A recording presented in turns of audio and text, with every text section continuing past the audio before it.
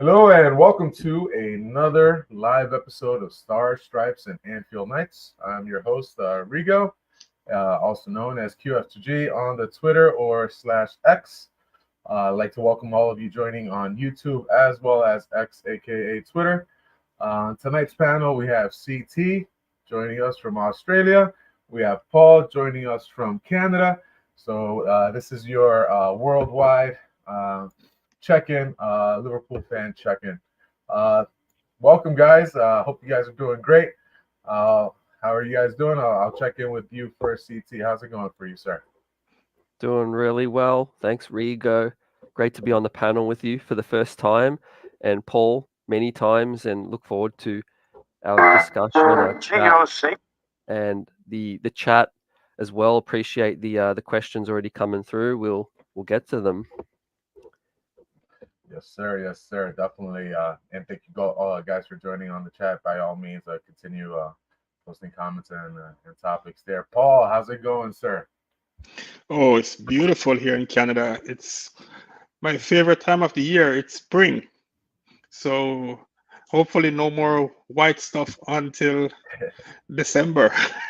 This is my so yeah, I am looking forward to the final couple games remaining in the season. It's gonna be a little bit bittersweet.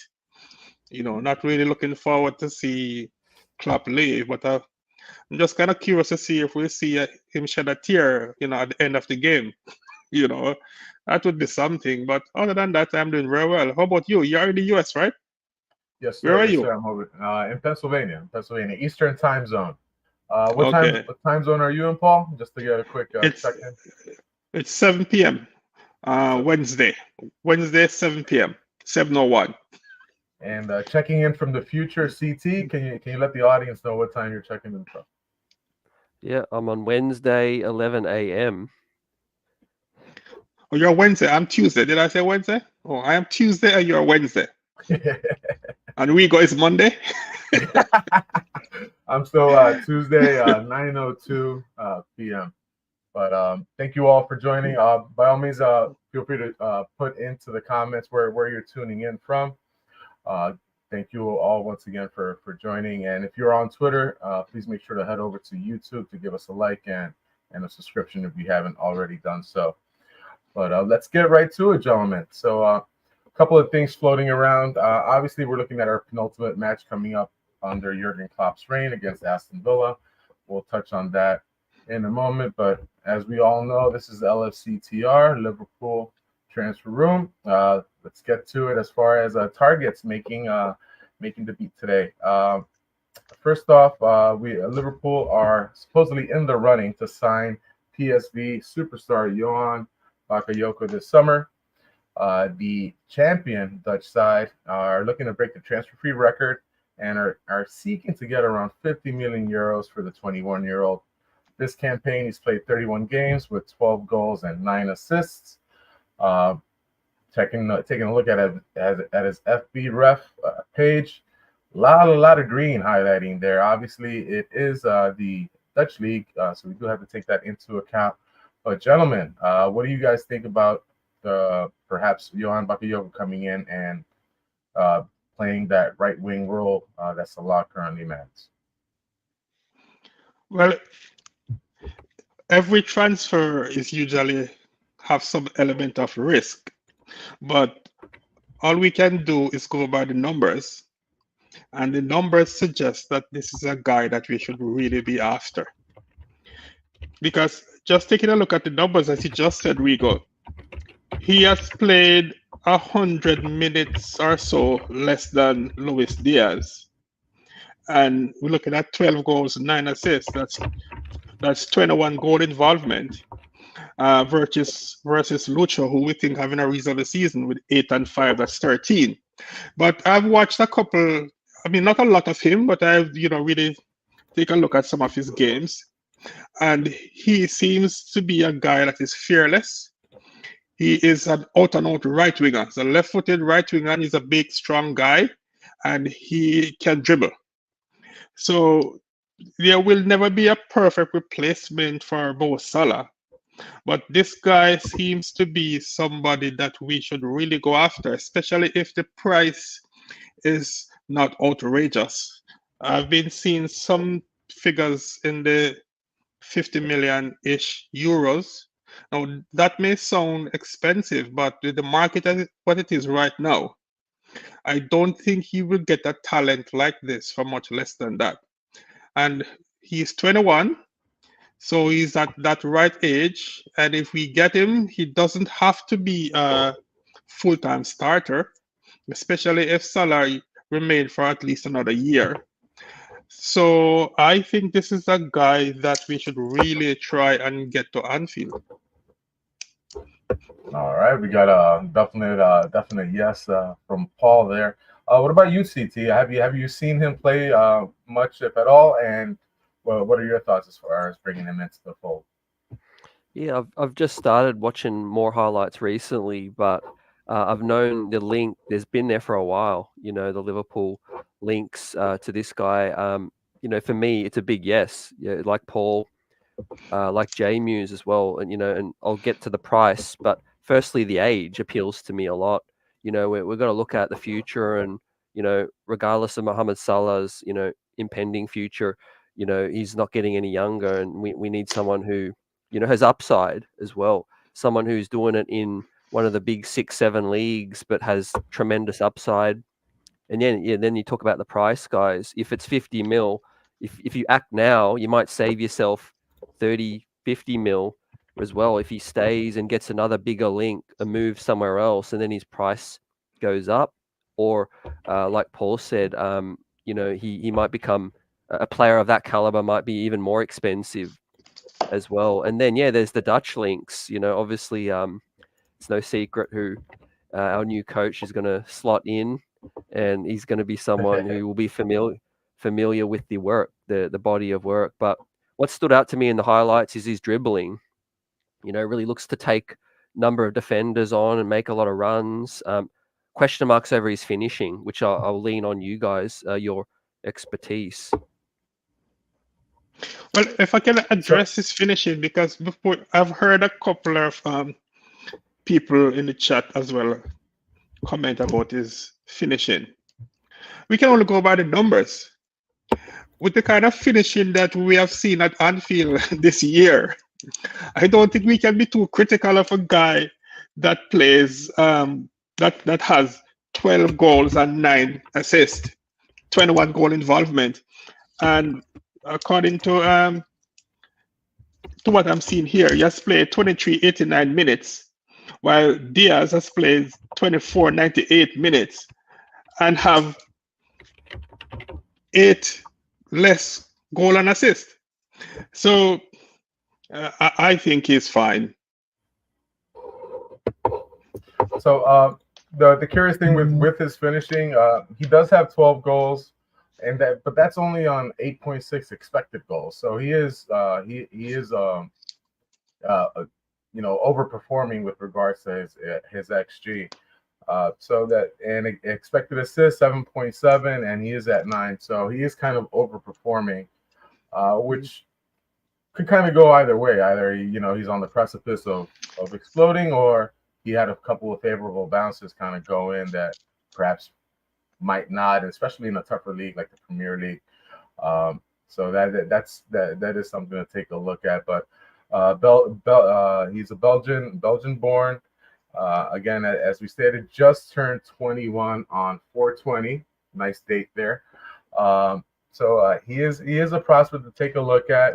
5'10" and a half, pretty slight, left-footed. As far as dribbling ability, we really have only one dribbler on our squad, and that's Lucho Diaz. Everyone else really can't beat their man one-on-one. And it's not as if Lucho is a blazer as well. He relies more on his shiftiness. So I, for one, am super in favor of adding speed to the wings. I feel we're not as quick on the break as perhaps we used to. Our only real deep threat, to use kind of a American football term, would be Darwin Nunez. And we'll touch on Darwin a little bit later on in the stream, topic of heavy conversation, obviously. But yeah, I'd be in favor of bringing in any speedsters to the squad. It's far from guaranteed that his production will translate, but definitely a prospect to keep an eye on. And it all comes down to that price. At 50 million, I think that might bring a little bit too much attention. We've seen what it's done to certain players. Obviously, Darwin coming in with that big price tag, a lot more eyes on him. But with Edwards back directing things along with Hughes, I suspect they could, if there's not a release clause, they can at least negotiate that down and include a lot of clauses in there that would bring up that price. But I'd be more than happy to bring a prospect of that caliber into the fold, especially in like Ben Doak finished the year on injury. Harvey Elliott, as we know, more of a cam than an outright winger. Mo Salah, once again, we got to figure out what's happening there. Are we extending? Are we moving on? All signs point to hopefully an extension, at least for one more season. So a lot to answer there, but certainly him from being from the Dutch league and Arne Slot coming in as our new manager, he should have a first inside scoop as to what his ability is and how impressed he is with the talent that Johan has. Just to add, three yeses then, right? Go ahead, CT. Sorry. Yeah, no, you're good. Thanks. Just to ask you guys and to address the question from Jamus in terms of, does someone need to go for a Bakayoko to come in? There's two elements to that. Could that be, do you think they'll need a sale to fund his transfer, or do you think we could still sign him and keep everyone? I'll let you go with that, Paul. The club, from what I know, is in a very healthy state financially. Remember, we would not have offered 110 million pounds for Caicedo if we didn't have the money, because we clearly wanted him, and we have not spent all of that money since he turned us down. And don't forget too that there will be a couple huge relief on the wage bill, because Thiago is leaving, and Thiago is earning, I think, 250 or something a week. Matip is leaving, that's another 100 a week. So my guess is that if we sign him, somebody might leave. I suspect it might be Lucho, but we don't need somebody to leave for us to be able to afford him. But I suspect that if Salah stays and we sign Bakayoko, then I think one of the other guys would probably leave. And if I was to make a guess, it would be Lucho. But I am by no means calling for anybody to leave, because there's no harm in having a lot of depth. But the club is in a healthy financial state, so we can sign him if we want. Yeah, I would agree with that. The great points, Paul, as far as the salary coming off the books. 21-year-old player isn't going to be making tons of money on a weekly scale. Probably, as most contracts with LFC, a lot of incentive language in there, but outright, he's not going to be making over 100K a week. So biggest thing with him would be the transfer fee, which, as we know, can be amortized and spread out over at least 5 seasons. So at 10 mil a year, if he ticks all the boxes and in Edwards supercomputer and Hughes supercomputer, he stands out, then by all means bring him on. As far as play time, again, we've seen how we've dealt with injuries. We've been shorthanded plenty this year, unlike a lot of competitors that we've had. But yeah, depth is never not needed. So I definitely give my thumbs up for his acquisition, or another wing acquisition of a similar mold. And feel free to toss in any suggestions as far as who could that be into the comments here. And as a reminder, please make sure to like and subscribe. And for those of you on X joining us in, we just started streaming on that platform. So it's super great for you guys to hop on as well. Thank you guys. Moving right along, another name that that popped up recently, and I don't know too much about this player, fairly new, and that would be Liverpool is among other Premier League teams such as Aston Villa as well as West Ham United that are taking a look at Brest left back Bradley Locko ahead of the summer transfer window. The Frenchman has appeared 32 times for Brest and has 3 assists on the year. His defensive numbers, at a quick look pretty good. Tackles in the 93rd percentile at 2.98 per 90. Interceptions in the 83rd percentile at 1.24 per 90. And his passing numbers look good, as well as his carrying numbers and take-on numbers. So certainly a position of need, I would argue, and one that's I think this summer we need to target it, at least in my opinion. I'm not sure if either of you have had a chance to see him play, but I'll toss it over to you, CT. Do you think we definitely need a left back to bring along? And Bradley Locko being young and capable, do you think we should be looking at talent like this? Yeah, definitely. Again, I don't know a lot about Locko and his profile, but in terms of the need, 100%, I think, Robbo's been excellent the last few weeks, but we all know, again, he's getting on in age, and it's important we think about the future. And Joe Gomez, is the Swiss Army knife, versatile. Do I see him constantly left back? I don't. And then you've got Owen Beck, who I'm a big fan of, and I think we might bring him in as well. But I think Simicast, in our group chat, seems to come to an agreement, a lot of us, in terms of that Simicast's future is highly in doubt. And I think that paves the way for a younger left back to come in, play a little bit under Robbo, and then when the time comes, hopefully he's ready to then be the permanent starter as well. Paul, what do you say?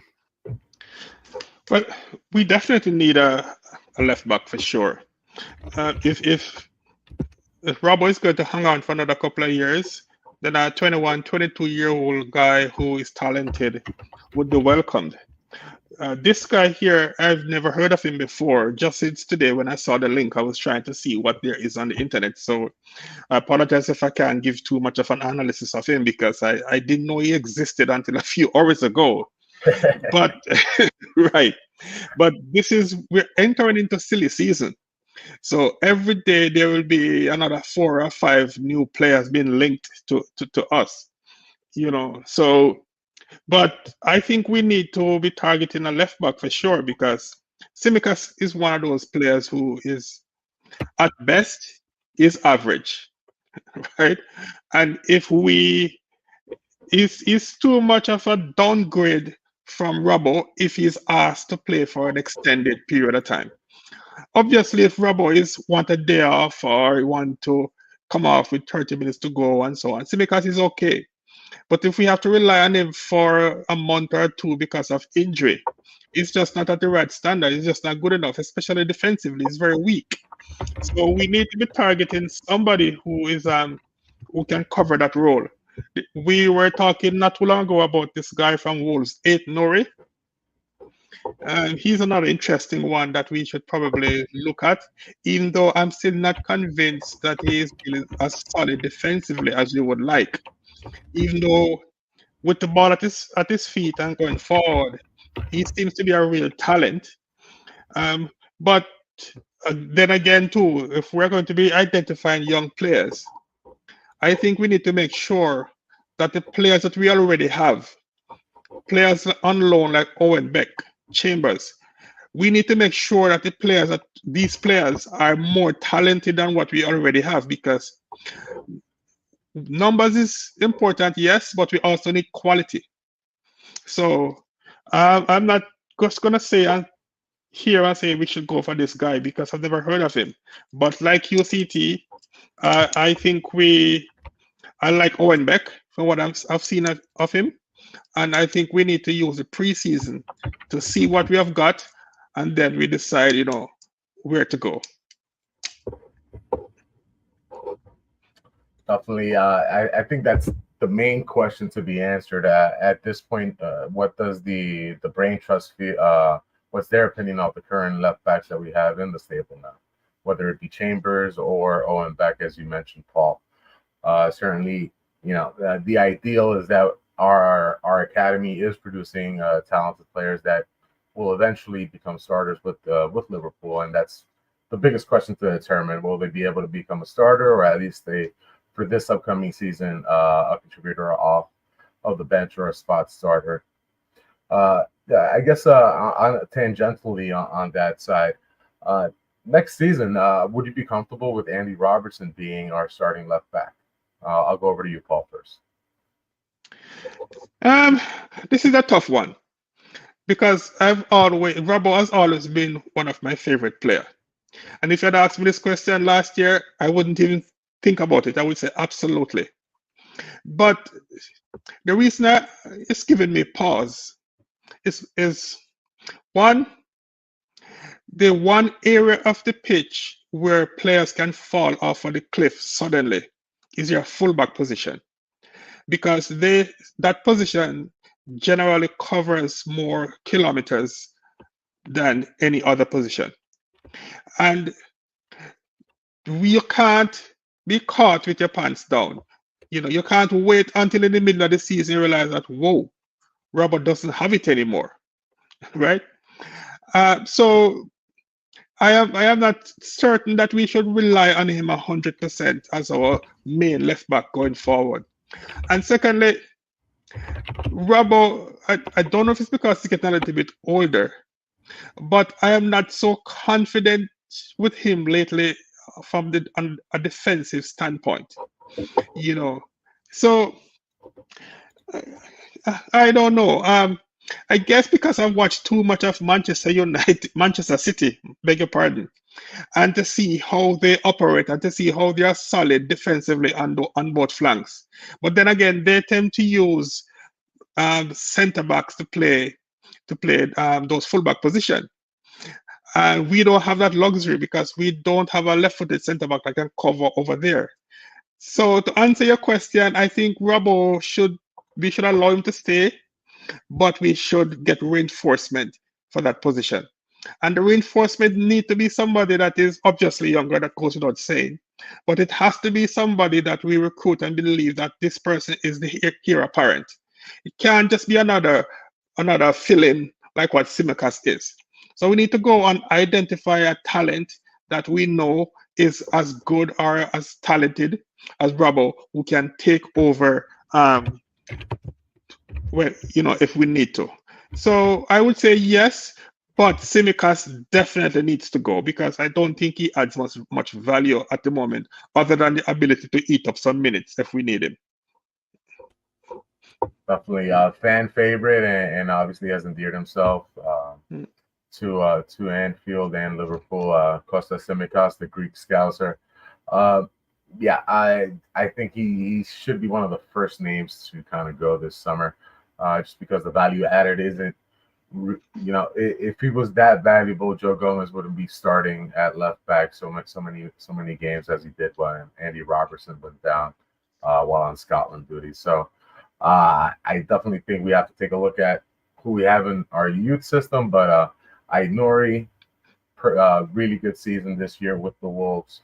If we're looking at a combo again, Gonzalo Inacio from Sporting obviously ticks a lot of boxes as well. Being able to transition from left-footed center back, or perhaps even at left back, filling in there. So yes, I think we should be in the market immediately if we don't feel that our in-house solutions are up to par. But a left-footed center back, I think, is A1 target in my opinion, just to be able to fluctuate between what we normally do, which is two wing backs basically and two center backs, or have the luxury of going that 4 center back, demolition in the back that we've seen from City and Arsenal now, who have adopted the same defense. So is that a trend towards the future? Do you guys see that as perhaps being the most solid way to prevent goals? Is just lining up 4 big boys up at the back, along with a sitting DM standing in front of them, and allowing your opposite player to do their thing while remaining always solid at the back? Is that the wave of the future? CT? Oops. I think look, there's no real clear blueprint. I think what works is obviously within the budget. You know, I do think managing aging stars is the most difficult situation we might be in with Verge and with Robbo as well, and you got young players coming through as well. So you got to make sure that you're giving them some game time, so that, like Paul said, you don't just fall off a cliff. And it's just being professional, and obviously respecting the performances of people that deserve a shot. One of my biggest issues with reason why Tsimikas needs to go is he's not pushing Robbo enough to to earn that spot. Now I'm all cool with Robbo being the starting left back next season, but you need someone at this stage, his age, to be pushing him and competing for the spot. Not just a guy who's just a serviceable backup. So that that's where I would like to see, and Asio would be my top target, guys. Left-footed, I think adds that versatility. Let's look at that. And in terms of Aït-Nouri, I think I do treat those links more seriously, the ones that seem to be linked to Liverpool over a lengthy period of time, not just sort of names that come and go. But there seems to be that link for quite a while, with Asio, with Aït-Nouri as well. However, with no longer Ruben Amorim coming through with the Portuguese links, I don't know if that was heavily linked more towards that. Well, another thing to Rigo is, just like any other industry, football has changed over time. And people always talk about the modern era, the modern football. But what is modern today was not even talked about or implemented yesterday. When I was much younger and getting involved in football, in Liverpool in the 90s, early 2000s, the standard setup was a 4-4-2, where your right winger is right-footed, your left winger is left-footed, and you need a big number 9 in the box. So you go down the ring as a winger, and then you put in your cross. Now that was changed in the last few years, where you have your right footer player on the left side and left footer player on the right side, so they can cut in on your strong foot. So hence the 4-3-3. Now there's another change where teams are trying to outnumber their opponents in the midfield area. So now we're in the era of the inverted fullback. Now, good teams always try to build around a particular talent that you have that is a must starter. In our situation, that is Trent. Trent is probably the most talented player in our team, or in any case, the team should be built around Trent. So where I'm going with this is that we should set up our team in such a way that if Trent is inverting, then we have enough cover. So with Trent inverting, there is less need for Robbo to be bombing down the left side, as we have accustomed to see him doing, in the last few years. So I am not suggesting that we need to switch to a back three, but there are going to be a lot more times with Trent inverted where we need Robbo to kind of sit, or the left back, whoever that person is, to kind of come back a little bit more to offer a little bit more cover, because sometimes we lose the ball, just right at the wrong spot. So this is why I've been calling out for so long that we need a left-footed centre-back who is also comfortable playing on that left side, like City does, right? Again, go back to Man City. And yes, they are the standard, right? We can't escape that. So whilst I would like to see another left back, it is so much more important to have a big, strong, defensive center back who can cover on the left side, so that if we are planning to have Trent spend a lot of time in midfield, inverting from right back, we still have a reasonable defensive structure. So that to me is the modern football, no? And we have to just change with the times if we want to continue to be successful. Definitely, and just being able to adapt and have a player who can fill that in Right. would be tremendous. CT, I know you had a hard out at 9:30. If you want to say goodbye to our viewers, go right ahead before we go out. Thank you. Definitely. Apologies. Yeah, got a duck, but enjoy the next 30 minutes or so. These guys are awesome to listen to. I'm going to catch the replay, and thank you, chat, as well. And I'll see you guys soon. Take care, guys. Thanks so much, CT. All right. Down to two-man show. A lot of basketball on the chat recently along to go along with Liverpool. So we're going to play a two-man game, give and go here with Paul, along with the audience here. All right, Paul, let's hit it. So speaking of left-footed center backs who can possibly man that left back position as well as in a pinch, since Arne Slot is coming in as a future Liverpool manager, obviously, a lot of managers tend to bring along at least one of their former players to kind of assist in instilling his vision, who has a little bit of cachet and has an immediate locker room presence that the coach can kind of stake a claim to.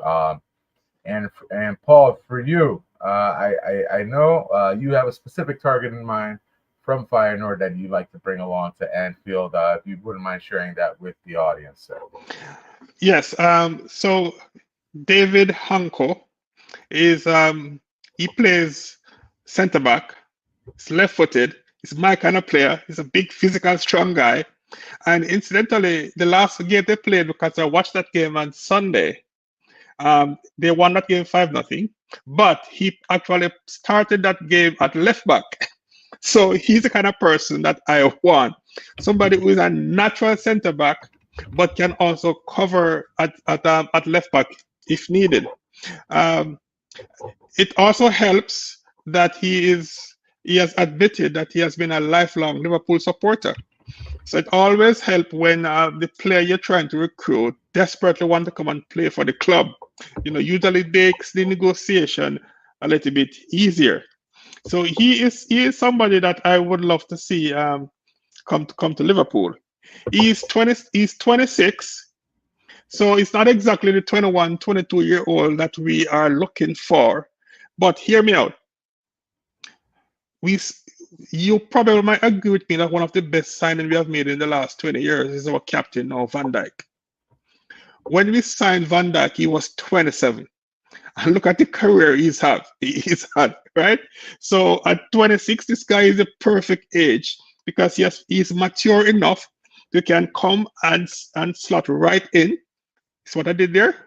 He can come and slot right in. We're gonna hear so many slot puns from here until hopefully his super successful tenure ends at Liverpool. But yes, right, because a lot have been made about the coach that we thought we would have gotten, which is Ruben Amorim, and why we didn't get him because he was inflexible and he only played the three at the back and stuff. What a guy like Hanko does is that if you want to switch to a back three in the middle of the game or in a position by position, then he is perfect for that. So yes, there are other people other players at Feyenoord that are very talented, but because this guy covers our area of greatest need, he is the guy that I would go for. How about you? Definitely. For myself, he definitely ticks a lot of the boxes that I'm looking for, and I feel like we need in the squad. Left-footed center back who can shift over to that left back role. The age isn't the most favorable, but 26 years old, 26 and 146 years old. He'll turn 27 at December 13th. So he'll already be 27 by the end of this year. On the 5-year deal, that's his career at Liverpool, that wouldn't be the worst thing, to be quite honest. Center back is one of those positions where you don't have that drop off, as you mentioned, Paul. Along with age comes the knowledge, if perhaps not the same power, but they tend to have longer careers than your wingers, perhaps, or your wing back. So the age doesn't throw me off as much. He's had a tremendous year with Feyenoord. 4 goals, 2 assists out of a center back spot is nothing to sneeze at. His passing numbers are outstanding. I believe out of the center back spot in the top 7 leagues, he's led in passing and led the most passes into the final third from the center back position, which is pretty crazy. We do have one of those already in Virgil van Dijk, who does like to man that left-sided spot to do his passing, but I think he would be a good addition. Price is dependent. I don't think his price would have skyrocketed from what Feyenoord purchased him for, which I think was hovering around 12 million euros. So a big jump from that, considering it's only 2 seasons there. I think he can be attainable. But are there profiles out there that, along with their age, the Brain Trust find more suitable? That's the question to be answered. But as far as targets from Feyenoord to bring along, he wouldn't be a bad one. He'd probably be second on my list personally. I would like Mats Wiefer to be brought along from Feyenoord. I feel like a DM spot is of youth and power there would be quite beneficial for us, and size. But David Hanko, definitely not a bad shot. There is one thing that I've thought about, Rigo, that I want to get your opinion on. Virgil has always played the left-sided centre back for us. In his entire Liverpool career, he's on the left side. For his national team, they mostly play a back 3, and then he's the center of that back 3. If we stick to the back 4 with 2 centre back, and then we get a guy like Hanko or Inacio or any one of these left footers, do you see a reluctance in Virgil sliding over to the right side? Because that right side might be a little bit challenging, especially if we have Trent inverting, because the right centre back would need to cover more space if your right back is coming into midfield. So I'm just wondering if that will be an issue. What's your thought about Virgil on that right side? So that begs the question: would Hanko or Inacio be brought in and play as a CB to start with, as a pairing with Virgil, or are they going to slide into that left back role and have essentially 3 center backs and with Trent inverting?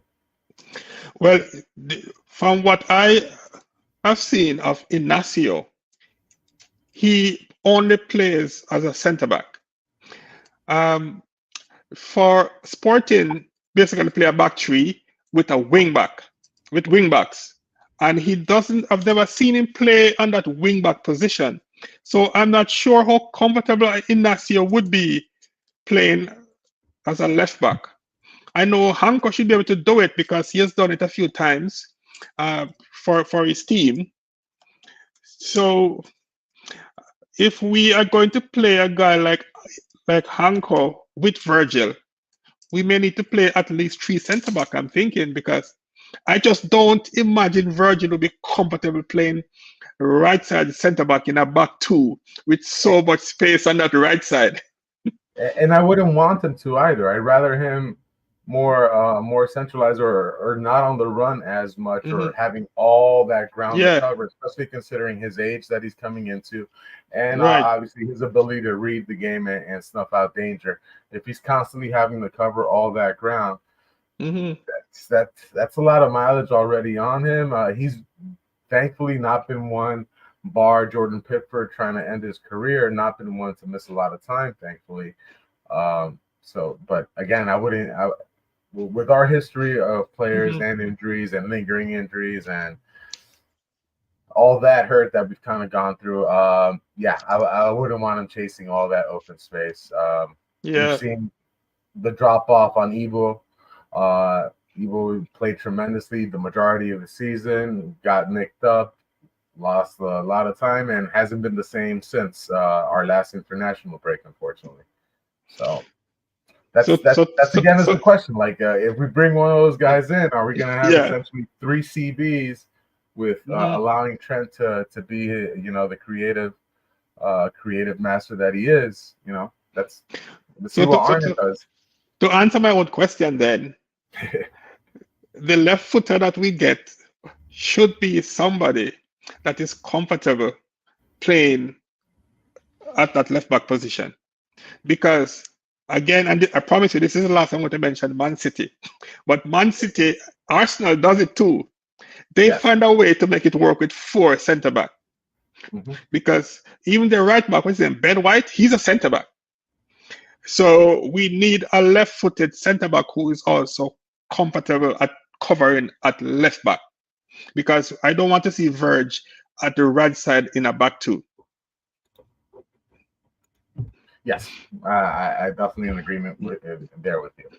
So yeah, a lot of things to answer. Again, like I said earlier, is Andy the starter? Are you happy with him as the starter, or do you want that LB/LCB to be able to again maneuver in a lot of the graphs and a lot of the data coming in for the way Feyenoord set up and their build-up play?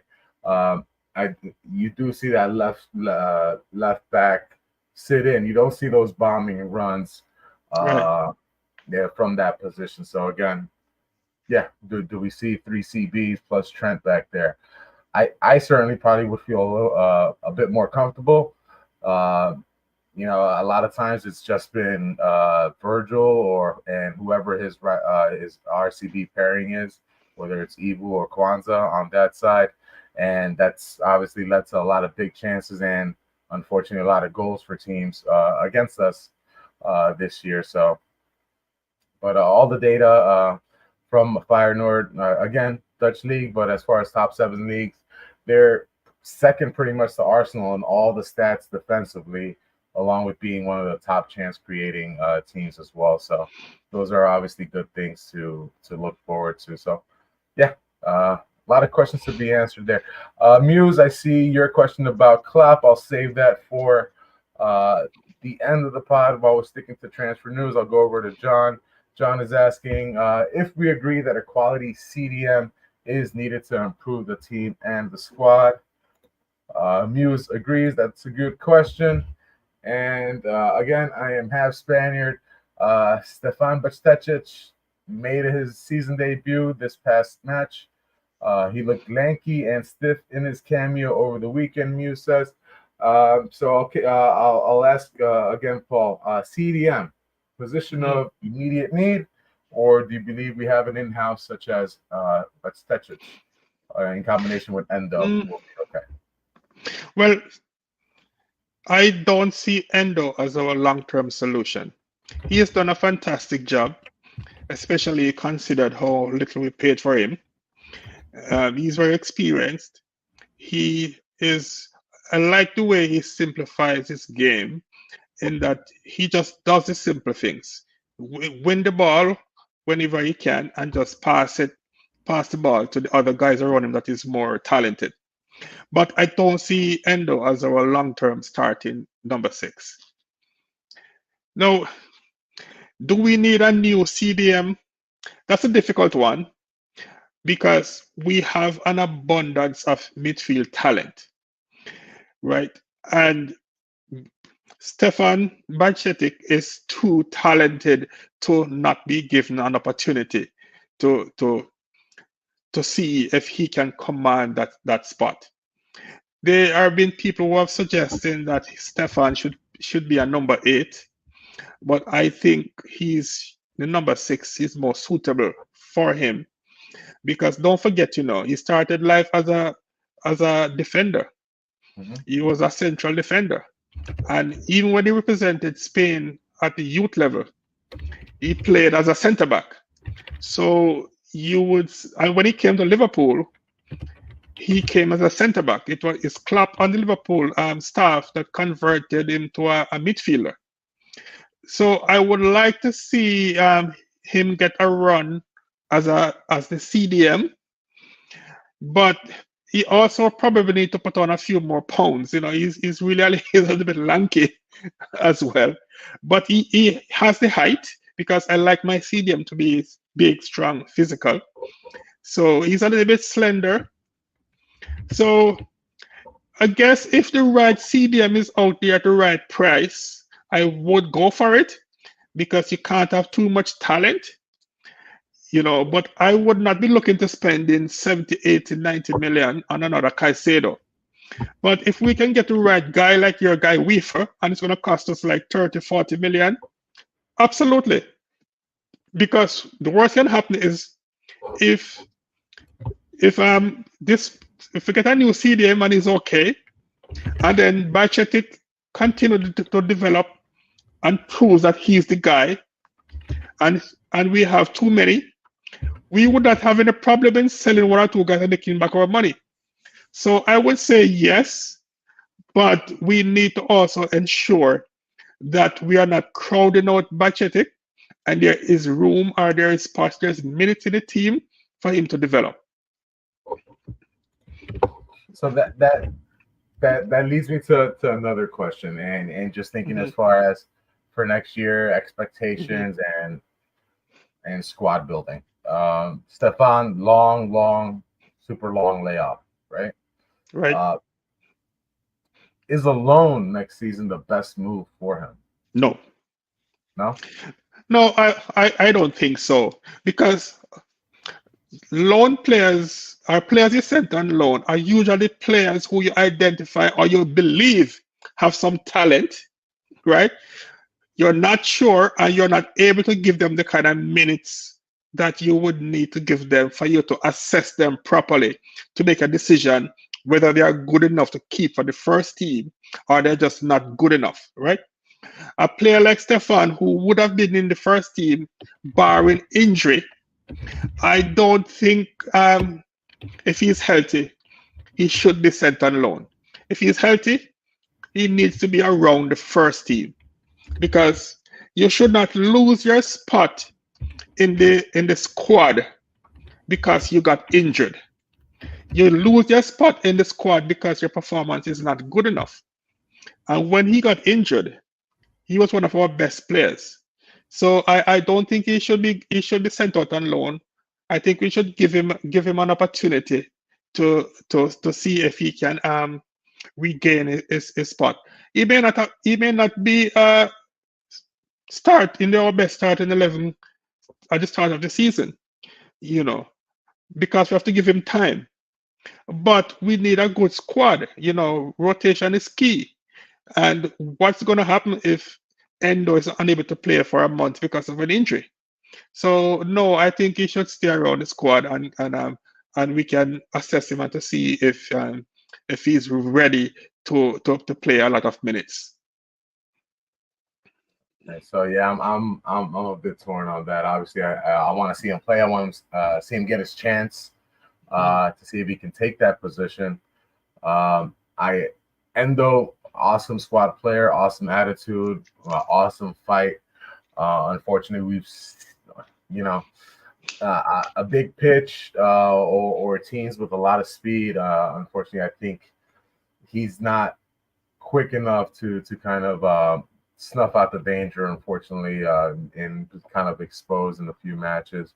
Again, he's already 30. He's obviously not the long-term solution. I think as a squad player, he'd be, terrific. Come in, sub in, spot start, which leads me to we were talking about firing targets to a certain 24-year-old, 6'2" midfielder, CDM, particularly Matt Weaver, also Dutch. So Slot, Virgil, Cody, right in there, right along with them, starting now for the national team for the Netherlands. I posted his FB ref there in the chat, guys. Everything's in green. The lowest thing he has is 60th percentile for clearances. and 63rd for pass completion rate. But everything else is just pretty much A plus, if not an A.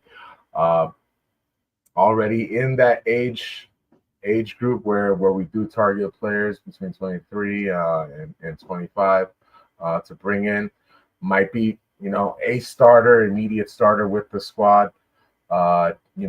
Teaming in a double there with Trent, if Trent's inverting, and then allowing Maka, allowing Dom to push further upfield. And then in combination with that, loan out Bajcetic so he can get a full season under his belt. It was a growth issue with him, so you kind of need to play through that. I don't think he's going to get enough minutes on the first team with that, at his age. And again, you don't want to overplay him either. So there is that delicate balancing act. We can look at prior loanees that have come back to the squad and have not let go of their position on the team. Harvey Elliott is the name that springs to mind. The most obviously spectacular goal on the weekend. We'll touch on that in a bit. Connor Bradley again had a terrific loan spell last season, so I think he would benefit from that. And on that note, I just remembered another guy that we have out on loan who's been pretty darn good for Hull, and that's Tyler Morton. What are we gonna do with good old Tyler when he comes back? Is he ready to be part of that CDM rotation? Is he ready to be a first teamer, or is he one of those again that we're gonna loan out or look to cash in on? We have some hard decisions ahead of us, and it's probably even more important that Edwards is back, because he knows the club very well. He knows a lot of these players, and we trust him.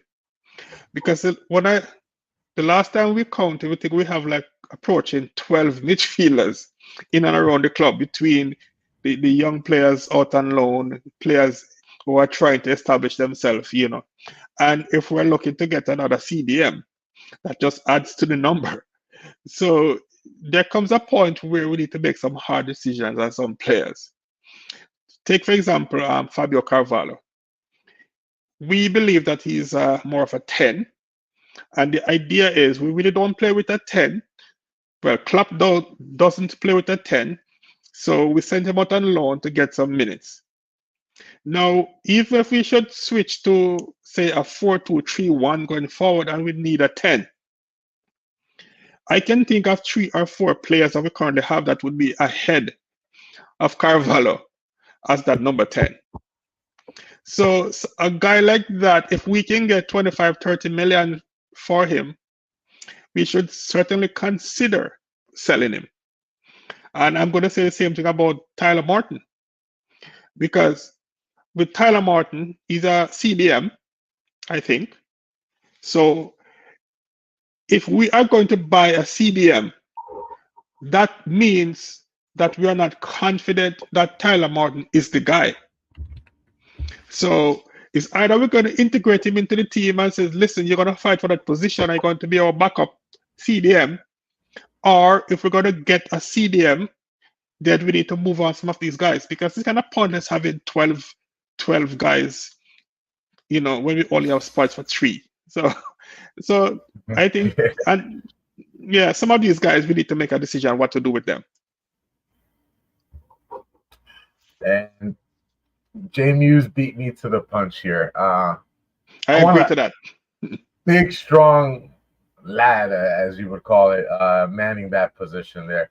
We have, I wouldn't call him small, but not the most physical in Alexis McAllister. He's obviously muscular, but not the tallest, not the strongest. Dominic Szoboszlai, again, I think more of a cam or left winger than what we've been using him as. So again, not the most physical either. So I do think we need a big-bodied man at that CDM spot. I'm not convinced on Morton, unfortunately. And his size also, he's only 5'10". Defensive numbers in the championship, not super outstanding. Bit creative with the ball, 3 goals, 5 assists this year. But yeah, I'm not too convinced with him. And again, I don't know about putting all that pressure on Stefan, considering he's coming off injury to fill that spot. We don't have an outright true CDM apart from Endo on the squad, period. And none that I can really think of coming through the ranks through the academy besides Stefan Bacetić. So yeah, that would be one that we kind of have to shop outside of our own cupboard there. But I don't want this stream to go by without acknowledging the remontada that we pulled against Barcelona, coming back from 3-0 down, winning 4-0 at Anfield. I know a lot of folks put it here, Muse. Thank you. You're always great with this. Quite possibly the most thrilling match I've ever seen in my life, and just absolutely magical.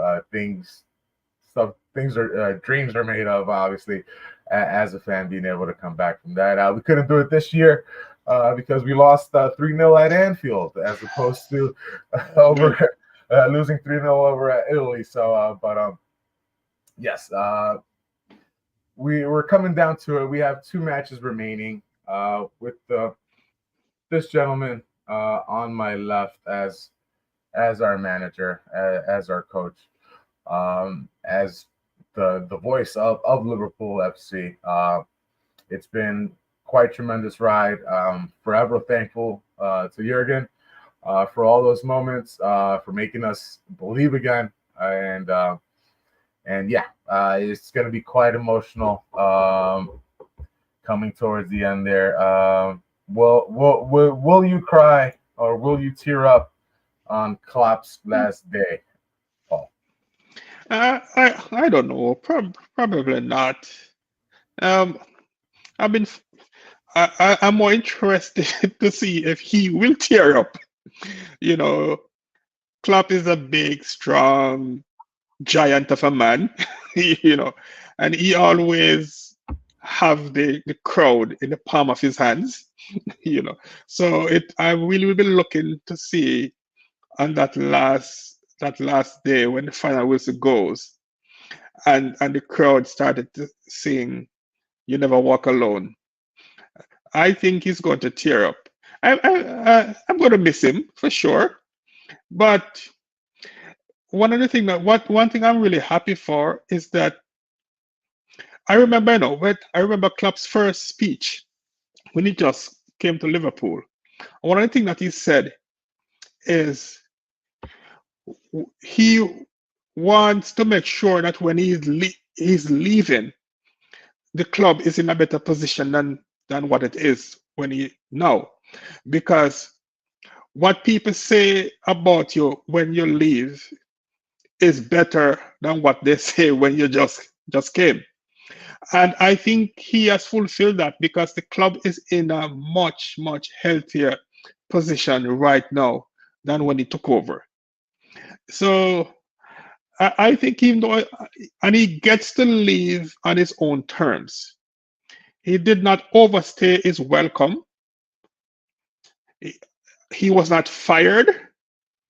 And if you're in a job and when you decide to leave, everybody that you work with wish that you stayed. You can't ask for more than that. So obviously would have liked to win the Premier League this year, but we have always been hoping to win the Premier League for the last 30 years, and we've only won it once. So we are accustomed to that. So in a kind of way, I'm kind of relieved that there will be no nerves. The result of the game will not be that important, because can you imagine if we needed to win that game to win the Premier League and then we mess it up? It will be too much tears. So I think it will be more a celebration of his time at Liverpool rather than tears. I don't know. Are you gonna cry?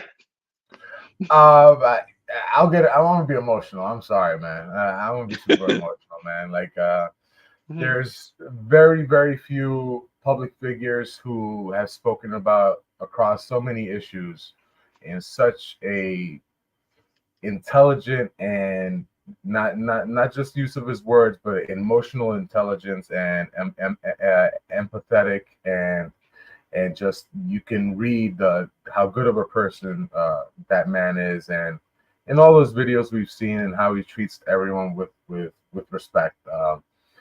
Very few of those people come around, especially very few in positions of power, like a manager would have. He stated that he collects relationships, not trophies, perhaps to his detriment, But at the end of the day, when it's all said and done, as you said, Paul, they'll be sad to see him leave, and when he does come back to visit, they'll be so happy to see him walk through those doors. You can't ask for anything more. He's made us believers pretty much every single season. I think he's been let down by a combination of factors, whether that's the actual funding to make that last step and catch those the number 115 guys over at Manchester, and obviously his emotion, his reliance on players who have performed for him in the past, and perhaps they overstayed their usefulness, unfortunately, and to his own detriment, or players we couldn't move on from because they were always injured, and unfortunately, FSG ain't ponying up for dead weight when you have dead weight on the spot. So a lot of combination of factors, but even with that, he's never made any excuses for it.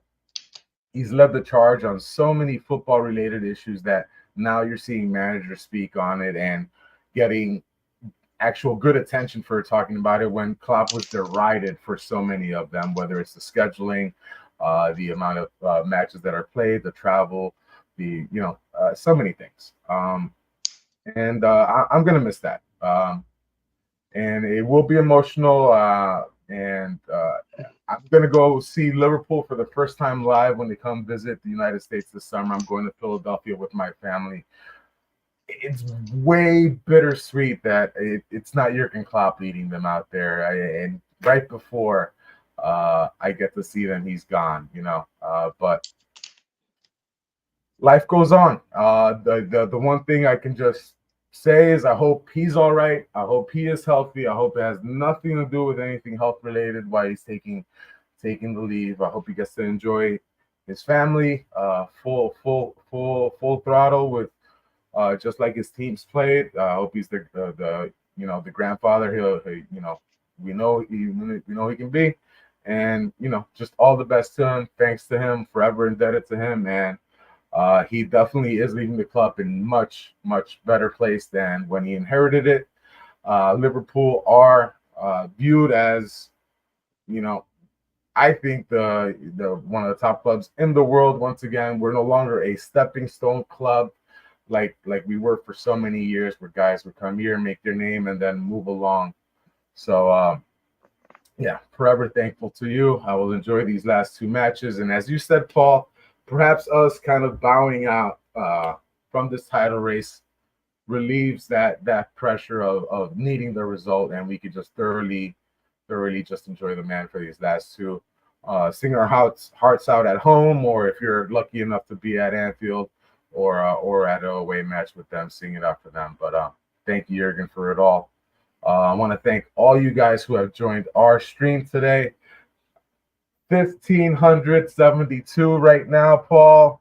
Holy smokes. That's a lot of folks, whether you're on X/Twitter. I'll always call it Twitter. I don't know why I'm saying X, whether you're on Twitter or on YouTube. Make sure to retweet, like on both. Go to YouTube and hit like and subscribe. Paul, lovely talking to you, man. Peace, my brother. I appreciate talking to you every single time. Everyone on the chat, Muse, you're a gem. John Summers, you're a gem.